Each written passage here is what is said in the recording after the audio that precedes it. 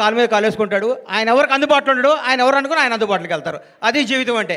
అంత మహర్జాత్ కూడా నా జీవితంలో నేను చూడలేదు, ఇక చూడను కూడా. అంత అట్లా అట్లా ఆయన జీవితాన్ని అంత అద్భుతంగా ప్లాన్ చేసుకుని అల్లు అరవింద్ గారు ఇక్కడ రావటం. విజయ్ దేవరకొండ, విజయ్ గురించి ఒక మాట చెప్పాలి. వీళ్ళ ఫాదరు నేను రూమ్మేట్స్మి. ఒక 3 రోజులు మిస్ అయ్యాడు. ఏంది గోవర్ధన్ అన్న రాలేదు అన్న. నా కొడుకు పుట్టాడు అన్నాడు. అది హీరో పుట్టాడా అన్న. మీ నాన్నడు చెక్ చేసుకో అన్నాను అనలేదా? విజయ్ అన్నాడా?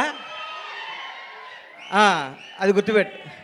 నా జీవితంతో నేను ఏదైనా అంటే అవుద్ది, నాకు అబక్కన అట్లా వస్తుంది. నేను అంత ఎమోషన్ పర్సన్ని. ఈ లిటిల్ హార్ట్స్ గురించి మాట్లాడతా. సరే, ఓజీ గురించి చెప్తాను ఒక నిమిషం.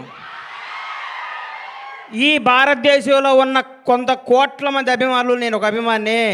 తిరుపతి దేవుడికి రోజుకు 1,00,000 మంది భక్తులు వచ్చి వెళ్తూ ఉంటారు. ఆ 1,00,000 మంది భక్తుల్లో కూడా నేను ఒకడిని. నేను ఒక్కడనే భక్తుడిని కాదు, నాలాంటి కోట్ల మంది భక్తుల్లో నేను ఒకడిని. మీలాగా నేను పూజిస్తాను, మీలాగా నేను ప్రేమిస్తాను. నేను మీలో ఒకడిని. మీకంటే నాకు ఎక్కువ క్వాలిఫికేషన్ లేదు. ఓజీ బ్లాక్ బాస్టర్ అవ్వాలని మీతో పాటు నేను కోరుకుంటున్నాను. అది తప్పకుండా బ్లాక్ బాస్టర్ అవుద్ది. అంతే. Thank you. ఈ సినిమా గురించి మాట్లాడతాను. చిన్న సినిమా చచ్చిపోయింది. మా ప్రస్థానంలో అంత్యక్రియలు చేద్దాం అనుకుంటున్న తెలుగు ఇండస్ట్రీలో కథతో తీస్తే సినిమా హిట్ అవుద్ది, బడ్జెట్తో కాదు నిరూపించింది లిటిల్ హార్ట్స్. 2.5 కోట్లతో సినిమా తీశారంటారు. ఇప్పుడే నితిన్నను మన సాయిని అడిగాను, ఎంత బడ్జెట్ ఎల్కాట్ చేశారని. 2.5 కోట్లు అన్నారు. ఒక పెద్ద సినిమా షెడ్యూల్ వేసుకొని 3 రోజులు షూటింగ్ క్యాన్సిల్ అయితే 2.5 కోట్లు అవుతున్నాయి. ఈ రోజుల్లో 2.5 కోట్లతో 50 కోట్లు కలెక్ట్ చేసే సినిమా తీశారంటే hats off to Little Hearts team.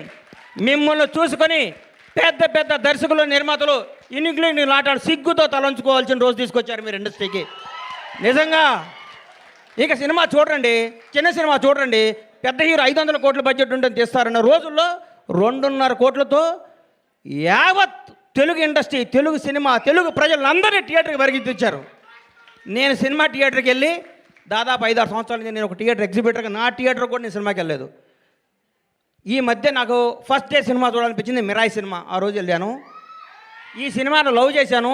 ఇవాళే ఈ సినిమాకి ఫంక్షన్ రావాలని ఫిక్స్ అయ్యి వంశీని అడిగాను, వంశీ కొద్దిగా టికెట్ చెప్పా సినిమాకి వెళ్తానని. మా థియేటర్లో ఆడుతుంది, నాకు కుదరలేదమ్మా, క్షమించు. సినిమా చూస్తే దీని అమ్మ ఇది కదా సినిమా అంటే, ఇట్లా ఉండాలి కదా సినిమా అంటే. ఇది వాస్తవం, సినిమా కాదు. మా నాన్నకి నాకు జరిగిన స్టోరీ ఇదంతా.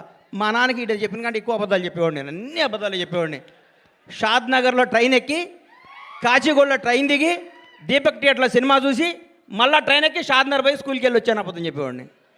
అక్కడి నుంచి స్టార్ట్ అయిన మా జీవితం వాస్తవానికి దగ్గరగా ప్రతి తండ్రి కొడుకున్న కెమిస్ట్రీ అద్భుతంగా తెరకెక్కించిన ఈ సినిమాని. ఇట్లాంటి సినిమాలు సంవత్సరానికి 12 సినిమాలు వస్తే ఇండస్ట్రీ 100 ఏళ్ళు చల్లగా ఉంటుందండి.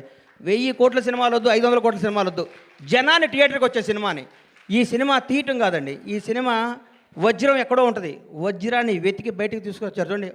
వాళ్ళు ఒప్పుకోవాలి, వంశీని, బన్నీని. ఈ సినిమా తీసుకొచ్చి ఈ సినిమా మీద నమ్మకం పెట్టుకొని ఈ సినిమాకు ఒక 2 కోట్లు, 1.5 కోట్లు ఖర్చు పెట్టి జనాల దగ్గర తీసుకెళ్ళి వాళ్ళు నిజంగా నిర్మాతని ఎంత అభినందించాలో, బన్నీ నిన్ను, వాసు నిన్ను, నంది మీ ఇద్దరిని అంత అభినందించాలి. మామూలు విషయం కాదు. మీరు ఎంత కష్టపడ్డ పేరు అరవింద్ గారి సినిమా అంటున్నారు, అది ఆయన అదృష్టం, మీ బ్యాడ్ లక్. నేనేం చెప్పలేను. అమ్మ ఇది ఎవడేం చెప్తారు చెప్పు. ఆయన ఏమీ చేయరు, లాస్ట్ మినిట్లో వస్తారు అంటారు, పేరు కొట్టేస్తాడు. ఆయన జాతకం అట్లాంటిది, మనం ఏం చేయలేం దాని అది. ఇట్లాంటి సినిమాని ఈటీవీ విన్ మహానుభావుడు, గౌరవనీయులు రామోజీరావు గారు ఏ బ్రహ్మముహూర్తాన ఈటీవీ సంస్థని, ఈనాడు స్టూడియోని, రామోజీ ఉషాకిరణ్ మూవీస్ని స్థాపించారు. కానీ ఎంతమంది గొప్ప నటుల్ని, మౌన పోరాటం దగ్గర నుంచి, మయూరి సినిమా దగ్గర నుంచి, ప్రతికంఠ సినిమా దగ్గర నుంచి, ఒక 25 ఏళ్ల ముందు నువ్వే కావాలి సినిమా దగ్గర నుంచి కొత్త టాలెంట్లని, కొత్త భక్తుల్ని పరిచయం చేస్తూ ముందుకు తీసుకెళ్తూ ఎంతోమందికి జీవనోపాధి కల్పించిన రామోజీరావు గారికి హృదయపూర్వకంగా, దివిలో ఉన్న రామోజీరావు గారికి మనస్ఫూర్తిగా శిరస్సు వంచి నమస్కారం చేస్తున్నాను. ఈటీవీ సంస్థకి అలాగే చేస్తాను. కొత్త కాళ్ళని ఎంకరేజ్ చేస్తూ కొత్త క్రీమ్ని బయటికి లాగి అందరు టీం అంతా చేసినాక లాస్ట్ మినిట్లో వచ్చి నవ్వుతూ అని అరవింద్ గారు కూడా ఈ సందర్భంగా కృతజ్ఞత తెలియజేస్తున్నాను. నవ్వకండి సార్, వాస్తవం సార్. మీ షర్టు నలగదు, మీ మనసు నలగదు, మీ హెయిర్ స్టైల్ మాలదు, మీరు మాత్రం డబ్బు సంపాదిస్తుంటారు. అది మీ అదృష్టం, దానికి ఎవడం చేయలేడు. ఇలాంటి సినిమాలు తీసిన మౌళి, నీకు మాట చెప్తున్నానమ్మా, ఈ 20 రోజులు జరిగిందంతా అబద్ధం, ఒక కల్పన, ఒక 3D అనుకో, కళ్ళజోడిది. ఈ సినిమా రిలీజ్ ముందు రోజు నువ్వు ఉన్న స్టేటస్ మీదే ఉండు. నేను నాలాంటి వాడి దగ్గరికి వస్తారు.